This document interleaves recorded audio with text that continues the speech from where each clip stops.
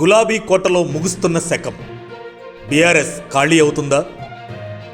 తెలంగాణ రాజకీయాల్లో ఇప్పుడు ఒకటే చర్చ, ఒకటే ప్రశ్న. 10 ఏళ్ల పాటు తిరుగులేని శక్తిగా వెలిగిన గులాబీ జెండా ఇప్పుడు తన ఉనికిని కాపాడుకోవడానికి పోరాడుతుందా? ఒకప్పుడు క్యూ కట్టిన నేతలు ఇప్పుడు కారు దిగి హస్తంగూటికి ఎందుకు చేరుతున్నారు? అసలు బీఆర్ఎస్ ఖాళీ అవుతుందా? అవును, గుణాంకాలు చూస్తుంటే పరిస్థితి అలానే కనిపిస్తుంది. ఇప్పటికే దానం నాగేందర్, కడియం శ్రీహరి, పోచారం శ్రీనివాసరెడ్డి వంటి హేమాహేమీలు కారు దిగిపోయారు. కేవలం ఎమ్మెల్యేలే కాదు, జిల్లా స్థాయి నేతలు, మున్సిపల్ చైర్మన్లు కూడా కాంగ్రెస్ వైపు మొగ్గు చూపుతున్నారు.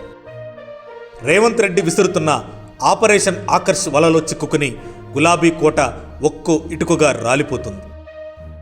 మరోవైపు క్షేత్రస్థాయిలో పరిస్థితి మరీ దారుణంగా ఉంది. ఇటీవల జరిగిన మున్సిపల్ ఎన్నికల ఫలితాలు బీఆర్ఎస్కు గట్టి షాక్ ఇచ్చాయి.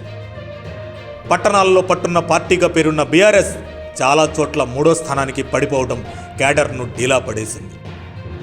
గెలిచిన వార్డుల్లో కూడా బీజేపీతో కలిసి పదవులు పంచుకోవలసి రావటం పార్టీ సిద్ధాంతపరంగా ఇబ్బందికరంగా మారింది. బీఆర్ఎస్ అధినేత కేసీఆర్ మౌనం కార్యకర్తల్లో గందరగోళాన్ని పెంచుతుంది.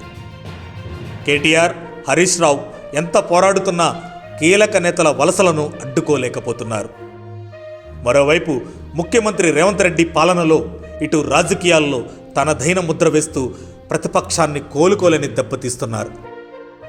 మరి ఈ సంక్షోభం నుండి బీఆర్ఎస్ మళ్ళీ పుంజుకుంటుందా, లేక తెలంగాణ రాజకీయాల్లో ఒక శకం ముగిసిపోనుందా? పార్టీని కాపాడుకోవడానికి కేసీఆర్ వేయబోయే తదుపరి అడుగు ఏంటి?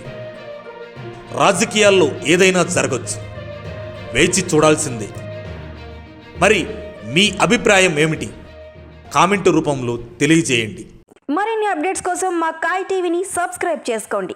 మా వీడియో కనుక మీకు నచ్చినట్లయితే లైక్ చేయండి, షేర్ చేయండి. మీ విలువైన అభిప్రాయాలను కామెంట్ బాక్స్లో తెలియజేయండి.